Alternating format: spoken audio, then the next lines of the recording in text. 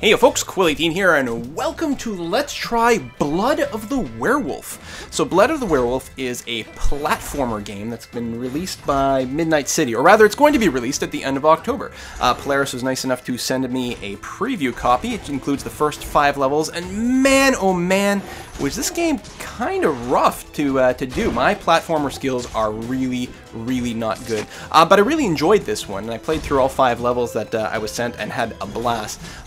It's the big thing right away that you can already tell is you play the game in 2 different modes. You play a woman named Selena, whose husband was murdered and whose child was kidnapped.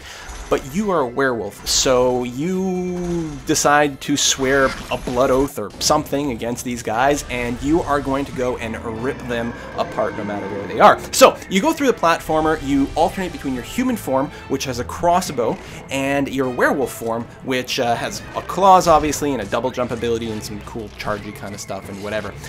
There's quite a few upgrades that you can find as you go around, so it's got a very Mega Man, Castlevania, not so Metroid kind of vibe, but you know, maybe a tiny little hint of that, because yeah, so I mean, the upgrade system is very cool. So there's different arrows that you can find for Selena's human form. There's various upgrades to the charge and the claws and so on that you can have in your werewolf form.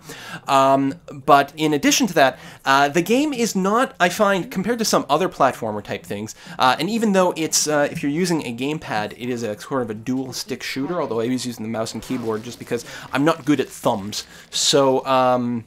So even though it's got that sort of combat mechanic, I found that the core of the gameplay was really about those really insane-y, kind of jumpy, platformy kind of mechanics, which is actually not too bad because it wasn't really it's not really a twitch type of platformer. It's mostly a precision type of platformer. You've got full air control, and you're really looking to just, you know, land your jumps exactly where you want to be, observe the level, get the timing exactly right. That being said, you can't take too long because you will notice there's a timer in the bottom left corner of the screen, and that is in real time, and the game has a real sort of speed runner competition kind of mode. At the end of every level, your time is presented on a leaderboard. You can compare it to your friends and worldwide and all those kinds of metrics. Now, when you if you do die, and you will die quite frequently, you don't restart the level. You restart from the last checkpoint, which is usually relatively close, but still, if you're playing for time, it really hurts to do that. And certainly some of the segments, you can die so often that it's really frustrating. There are a few places later with this sort of like stampy, I don't know, platform that fall down on you, those sorts of things, that I probably had to replay 15 times before I finally got through it. Although that, you know, that's often the kind of fun in these games too. I love the background art. The matte paintings, the background, the feel of the place is fantastic. I'm not totally in love with the look of your own character itself. They went with this 3D mechanic for your character. Your character is actually 3D, and I guess so are all the other characters in the game. And I feel like it might have lost something that it could have had if the characters also had a sort of a painted look to them. It's not necessarily that it's bad, but it's like, I don't know if I love it quite as much as I could have. Also, sometimes the game feels a little bit slow in terms of movement, because it is about that sort of precise, thoughtful motion as opposed to just really fast Twitch gaming. So as a result, everything is going a little bit in slow motion. I don't know, maybe it's because your werewolf reflexes are so good that everything about you slows down a little bit. What else was I gonna talk about this game? This is all me playing, which is why it's absolutely so bad, because I'm crap at platformers. I'm just awful. In fact, the reason I'm doing this as a post-commentary is because I knew that there was no way I'd be able to do an okay job, and be able to voice things at the same time. It's just, there was no way to do both of them. Most of this footage is probably around level 3 or 4.